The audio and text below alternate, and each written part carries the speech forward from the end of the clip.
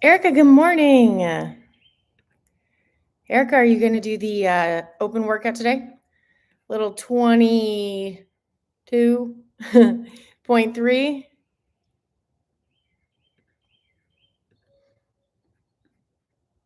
Are you feeling ready to go?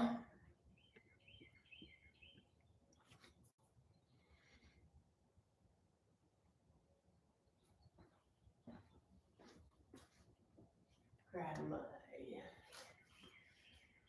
couple tools here. We can rock and roll.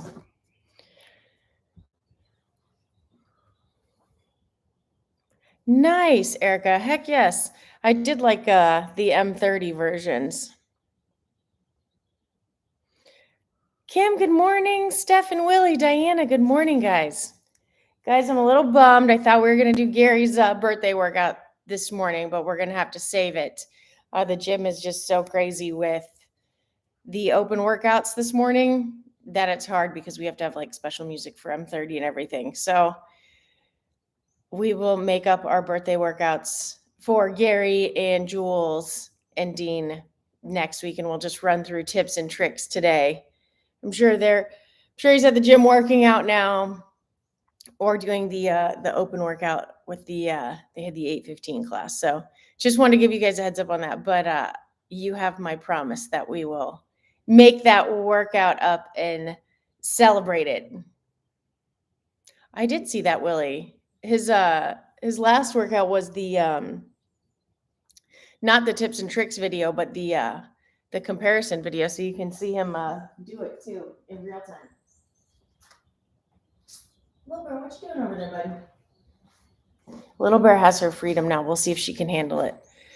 So, do you guys have any questions in particular regarding any of these movements? So, I know that there are some higher skill movements involved in the open workout. So, if you guys wanted to go over any of those or anything about double unders or pull ups, any pull up variation, I'm happy to go through any of that too.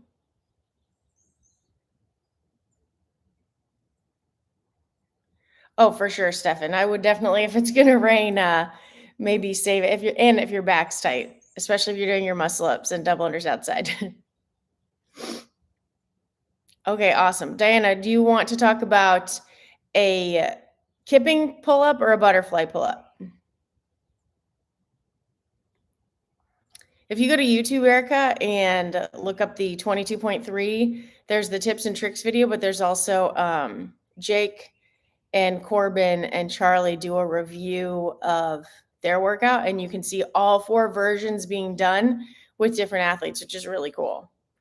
So, guys, in case you did not know, we have 22.3 open workout today, and we have our body weight version and our Mayhem Moms version. So it's a little bit of a reflection because I have the garage open. Yay.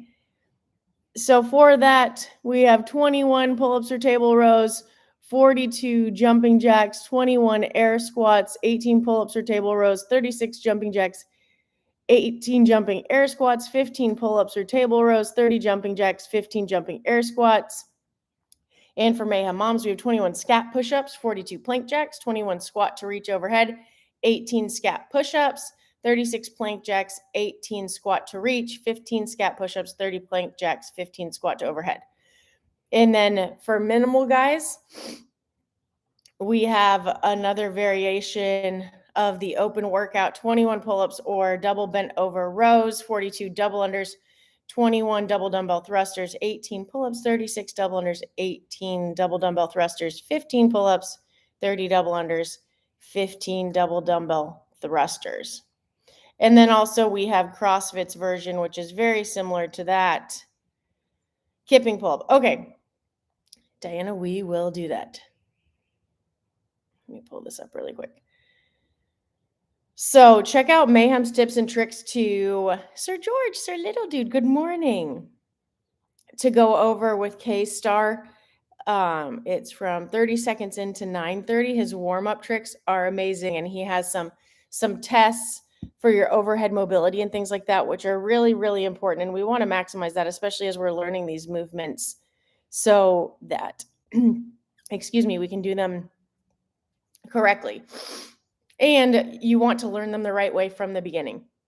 In the open 22.3 version from CrossFit is 21 pull-ups, 42 double unders, 21 thrusters, 18 chest to bar, 36 double unders, 18 thrusters at weight 2, 15 bar muscle ups, 30 double unders, 15 thrusters at weight 3.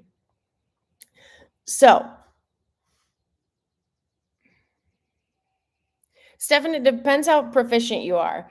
His question is, George, did you do this workout? I thought I saw that you were doing it.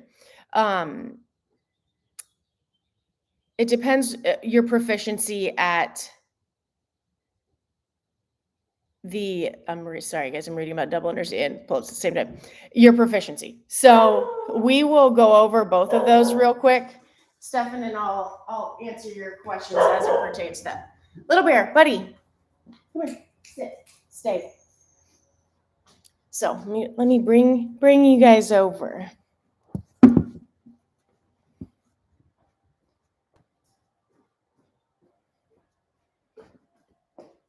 For our pull-ups. So the most important thing about our pull-ups, gang, is going to be, I do it from this angle because I want you guys to see the hollow versus the arch. And why is that important, Diana? Because that's going to be the foundation of this whole movement. And you see a lot of people flopping around when they do pull-ups. They think that basically it's just about momentum. But if you study Pam, she's our gymnastics specialist. The arch and the hollow, which, we do a lot of hollow rocks and Supermans, are the foundation of this movement. So why is this important? Because this is how you're going to become efficient at this movement. I don't know if you guys will be able to see me completely, but for instance, so obviously, like I said, check out K-Star, guys. Make sure you get a good warm up in. But what do I mean when I say arch and hollow? So there's two ways you can grip the bar. You can have your thumbs over, your thumbs around. A lot of the gymnasts do the thumb wrap around for more control. I do the thumb over on most movements. On toe to bar, I do my thumb wrapped around. I'd like to graduate to doing it for everything, but for me, it's just easier to jump up and have my hands over top. So the movement I want you guys to focus on as you try to develop your pull-ups is this is your arch position, and this is your hollow position. A hollow position is not just thinking about moving your legs forward. I'm thinking about pressing against that bar. So see how active my lats become when I'm pressing against that bar in that hollow position? So it's a little bit, I'll pull you guys back so you can see my lower body. But Diana, gang, as you're learning, I want you guys to really think about if you're being active there. And again, check out Pam's Instagram. She has amazing videos on this. But so as I'm learning my pull-up, I'm thinking arch, hollow, arch, hollow. So in my hollow, I'm pressing against the bar. And as I do this, I can see where my toes are going, right? So the higher your toes go, the higher your chest is going to be able to get to the bar as you learn the butterfly piece of it. But we're going to stick with kipping for now. But the most important thing, guys, is think about pressing back against the bar. So in a regular kipping pull-up, again, arch, hollow. So now I'll put it into action. Arch, hollow, I'm pressing against the bar. And even as I go down, pressing back against. So arch, hollow, press away from the bar from the top once you get there. So that's why working on these beat swings are important, because you can feel through your hands that there's a lot going on in your pull-ups. So get you out of breath. But back to Stefan's question about kipping or butterfly. Well, tell me, Stefan, how do you feel proficiency-wise? So both are non-issues. You're saying, which is going to keep my heart rate as low as possible.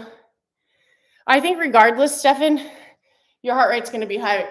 If you feel the same level of proficiency on both, I think your heart rate's going to be pretty much the same.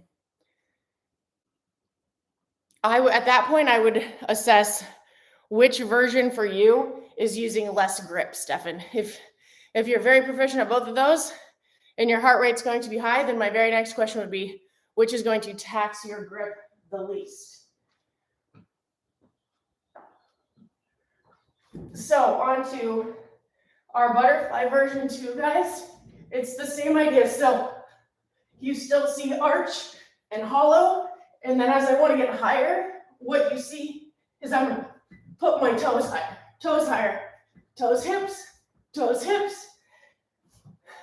And that's going to adjust the height. So obviously my chin wasn't going to the bar yet.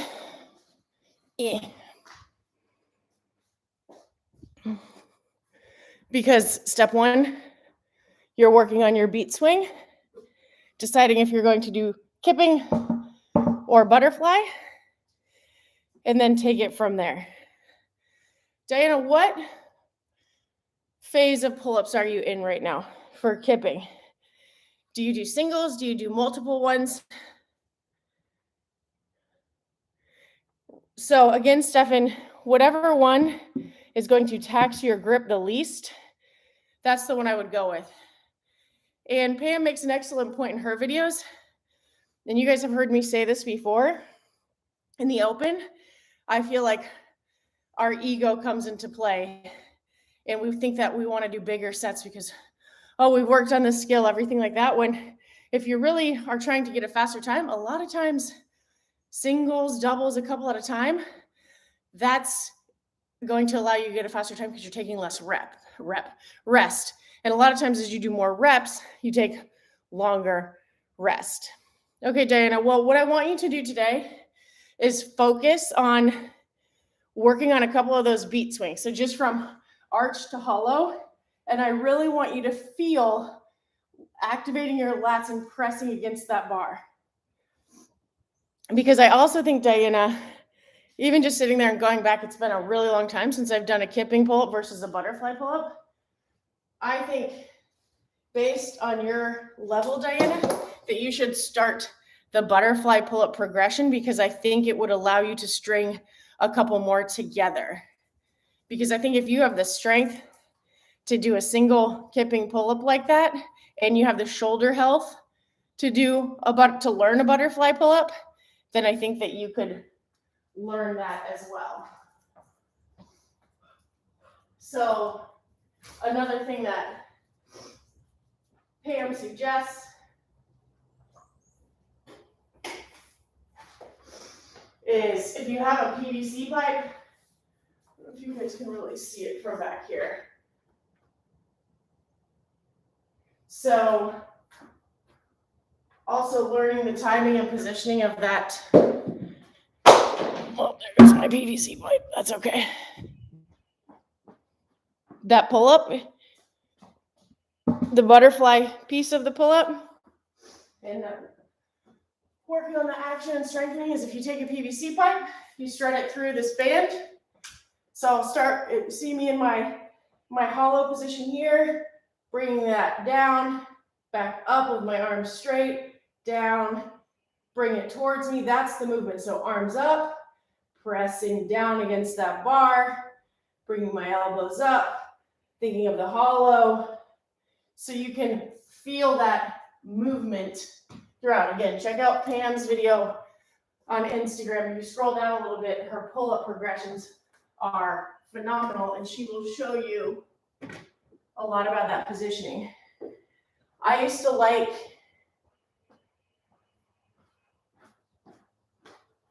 feeling out what a butterfly pull-up felt like. For me personally, I like to feel what the movement feels like with my body in space. That helps me a lot. That's how I learned handstand walks, muscle ups, that sort of thing.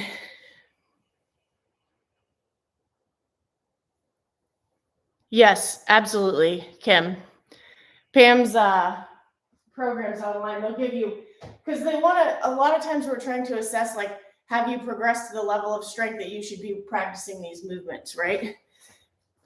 That's like we talk about muscle ups and things like that. And we'll go over double unders next, you guys. But this was a big thing for me a while back was I would get a bench or a box and practice. It's been a while, so let me think about this.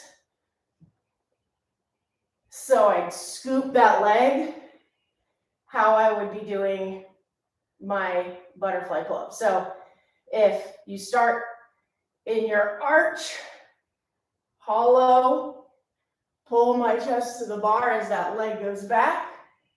And people see in videos that people are bending their leg like this. We really want to focus on keeping them more straight if you can. As you get faster at them, you might get a little bit more of a flop, but like Pam says, we're trying to foundationally build better positions there. So just like I'd be doing the movement, I'm hanging from the bar, I arch, I'm hollowing and pulling. As I'm coming to that bar, my leg's going back. So I'm learning where is my leg in space. So think about it. Hanging from the bar, I'm kipping back. So arch, hollow, pulling to that bar, and I'm working on that movement in real time, what that would look like. And remember, guys, the higher you bring your toes front, the higher your chin's gonna go over the bar. So again, arch, hollow, sweeping that foot up. And this, to me, it seems silly for a lot of people, but I like to feel what a movement feels like when I'm going to do it. And that was really helpful for me over time. Then I would jump up to the bar and I would try to do it.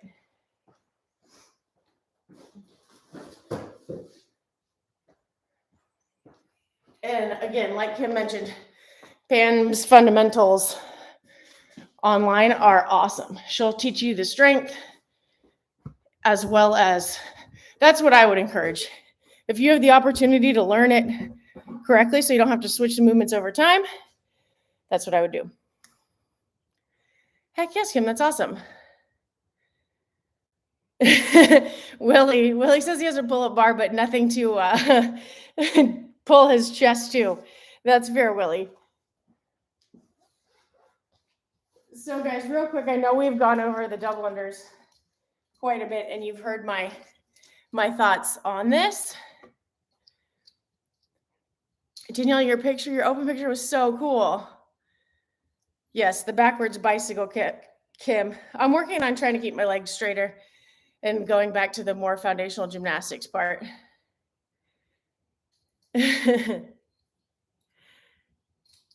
Willie, put a piece of string across, just a string. Okay, guys, so let's talk about, you guys know, well, we're gonna talk about double unders, but you guys know as it pertains to thrusters, what I would tell you, right? Do lots of banded glute activation before you start that. You guys know where I'm coming from with that. So some banded side steps, some monster walks, some single leg box step ups, and some RDLs, I would say will be very, very important in getting nice and warm for this workout, as well as I loved Kelly's starette, grabbed a band and had you come back into your squat position and get into your band, and it's going to pull you forward while you're working on keeping that chest nice and tall. So that would be my warm-up suggestion for the thruster. I love that. That was awesome. Gives you a little handle if you need to work on keeping that chest nice and tall too. If you have a dumbbell or a plate too, they can help you get a little bit lower into that squat position and spending some time there. And then on to double unders and single unders, guys. I know I've been harping on similar cues for these because these were the ones that were a really big game changer. Yes, crossover symmetry, absolutely. You guys, like for this workout, I would say do some crossover symmetry. If you don't have crossover symmetry, you can just grab a regular band and do the same kind of scap activation. You can look that up online. I would start with that, and then I would go into some banded side steps, banded monster walks, and then I would get back into that squat, and I would go through that multiple times. So you're hitting those shoulders, you're waking up those glutes, and you're working on that range of motion. And definitely, Pinky promised me, guys, you hear me say it all the time, get that heart rate up before you start this workout. It will feel infinitely better. Get on a bike, do some single unders, do some double unders.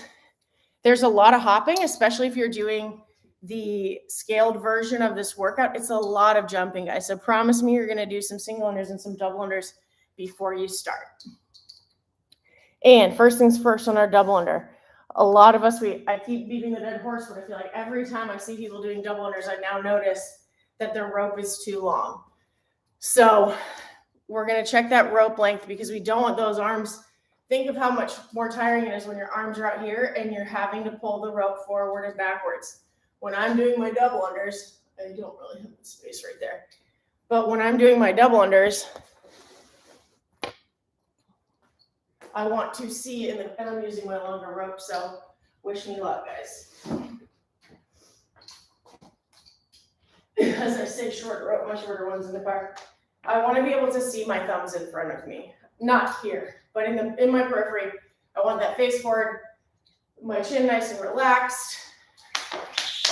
But I want to be able to see, again, this rope's too long, but that's okay. The idea is to be able to see this in my periphery. I'm used to my really short rope now. And what happens with this long one, as you see why I keep missing there, is when your rope is too long, instead of being able to keep your hop nice and efficient here with your handles going here, what you see happen is you see people go 1, 2, and then you see them throwing this rope back. When you see this happening, it means you're having to guide that rope around you.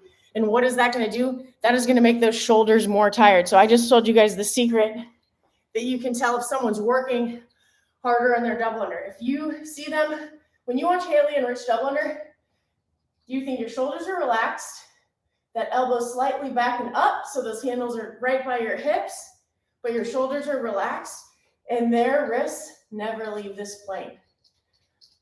If you want a sneak peek when you're watching these athletes do double unders, watch to see if someone's hands do this. This is what I used to do all the time.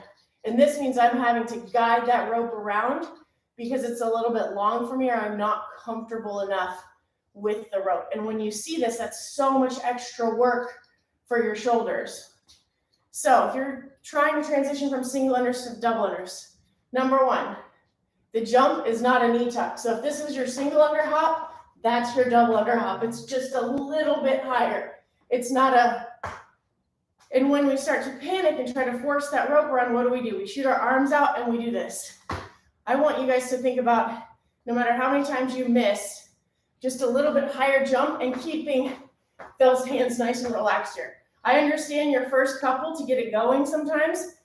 It's a little bit of a bigger action. Yes, of course. But then I want you to think about, we're Zen jump ropers today. How relaxed can you stay? Keeping those shoulders nice and relaxed, those hands by those hips, elbow just a little bit up and back. Truly, watch Haley and Rich do some double unders, or any of your friends. See if their handles are staying right here. In my periphery, I can see them, or if they're going 1, 2, 3, throwing them back. You'll see that a lot, even with elite athletes. Hi, Lish, good morning. So that would be, those would be my suggestions with the double unders. And depending on if you're doing the scaled version or the RX version, singles versus doubles. If you're doing singles, I would just focus on, I know you guys can do singles for days. Erica, Diana, I would be recovering on that piece of the workout. And Danielle, if you're just working on getting more double unders in the workout today, my challenge is going to be show me your Zen master today. How calm can you stay while you're practicing these? Because the more calm you are, I guarantee the more you will be able to string them together.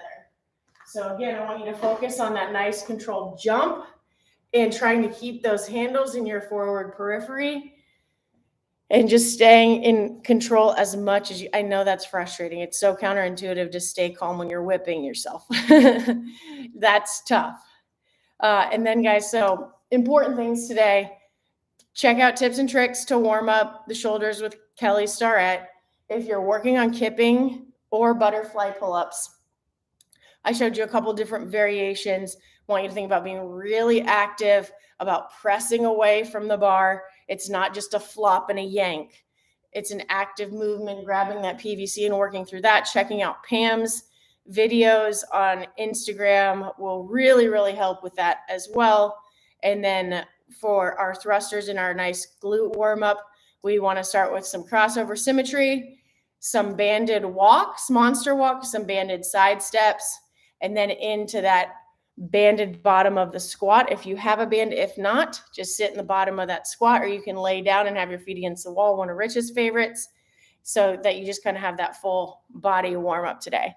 And this is a fun one, guys, because there's so much skill happening in this workout that I would pick an area that you want to target and work on most for the workout. If you want to focus on the double unders, focus on the double unders. If you want to focus on the pull-ups, focus on your different versions of the pull-ups. Take it as an opportunity to work on one of these skills today.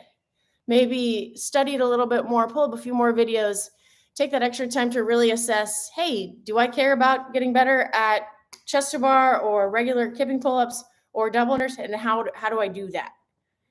And then just you have some fun with it.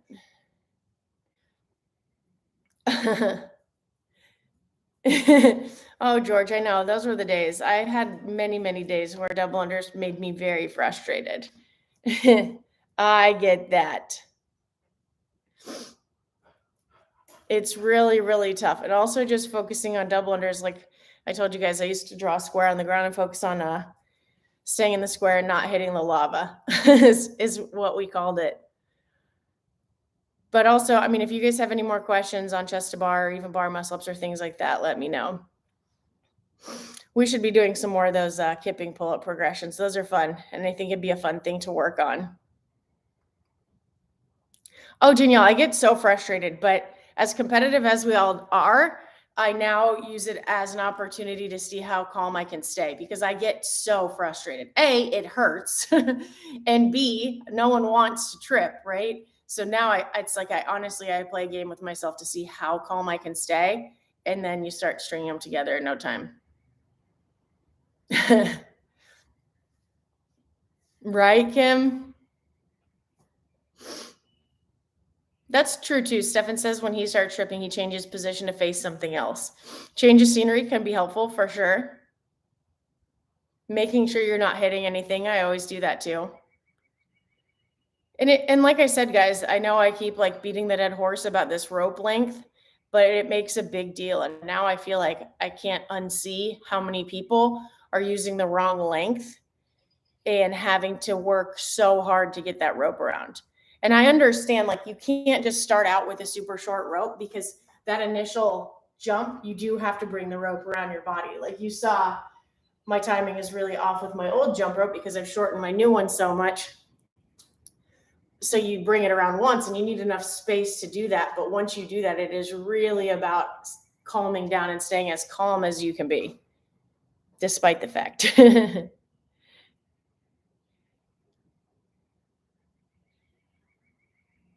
Oh, that's awesome, Eilish. I love that you encouraged her to do the RX version.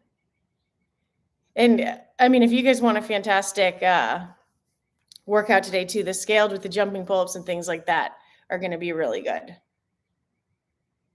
I'd love to see your guys' pull-up variations, so we can specifically work and target on some extra exercises to help move you guys along on those kipping pull-ups and those butterfly pull-ups. Diana, let me know too. I'd love to see your pull-ups also and see what variations, and then maybe do some strength tests to see like where we are strength-wise with the band and pull-ups to see. Aaron, that's so awesome. Oh my gosh. Yeah. Heck yeah. George, I love it. Eilish is the authority. She wants everyone to get better in the open. I love that. Yes. George, you got to stay calm on those double unders. I know it's so much easier said than done, but I promise it makes a really big difference. Well, crew, I'm super excited to hear how you guys do today, this weekend, and early next week. If you guys come up with any other questions for me, let me know. I want to help you with strategy based on what version you're doing, anything we can do for warm-ups, or as we move forward in M30, some strengthening things. Like if, we find a spot, like I said, where we want to work on kipping pull-ups or butterfly pull-ups or anything like that, I'd love to help you guys through that. Maybe throw that into some of our warm-ups. Diana, I want to see you get so proficient on double unders. I know you've been working really hard on them. Dan, I know you're going to get to 64. I believe in you today. I can't wait to hear how it goes. And I just love that you guys come here and everyone's trying to get better. We're all trying to improve. That's the wonderful thing about CrossFit. There is always something to get better at. That is the truth. We all have that. So I'm excited to hear about the versions you guys do. And after these 3 weeks, the takeaways of things we want to work on. Let's compile a list, gang.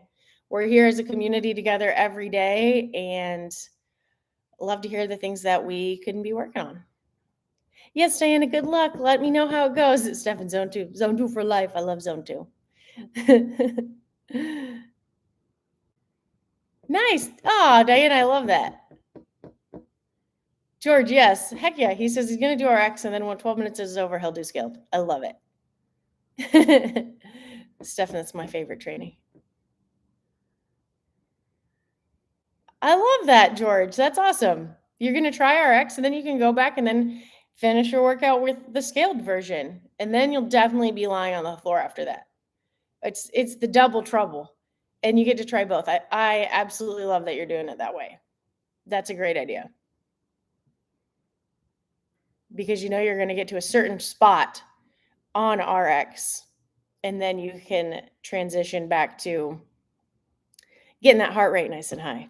And don't forget to get your heart rate nice and high before you start the workout. It's going to make it way better. It'll help you stay more calm on those double unders too. Make sure your ankles are nice and warm. Double unders are infinitely easier when you're sweaty and warm. Heck yes, Danielle, let me know how it goes. Eilish, I love that you're encouraging everyone and getting them going. That accountability is where it's at. We all need an Eilish in our life. Danielle, I am so proud. Oh my gosh, that's so exciting. So it's her first time doing an all RX open. Heck yes. I love it. I'm so proud of you, gang. All right, crew. Well, as always, I'm so thankful for you guys. I'm so pumped for all the hard work you guys have put in the open. And just being interested and trying to improve things and work on things. That makes my heart very happy. So I'm here for you guys. Whatever you guys need, let me know. Feel free to message me, reach out if you have any other questions this weekend or bright and early on Monday. Let me know if you have more questions, and then we're going to make up Gary and Jules and Dean's birthday workouts next week. Can't wait. You're welcome, Sir George, Sir Little Dude. And to everyone, hope you guys have an awesome day, even better weekend, and I will see you guys bright and early on Monday. Can't wait to hear about it. Have an awesome day, guys.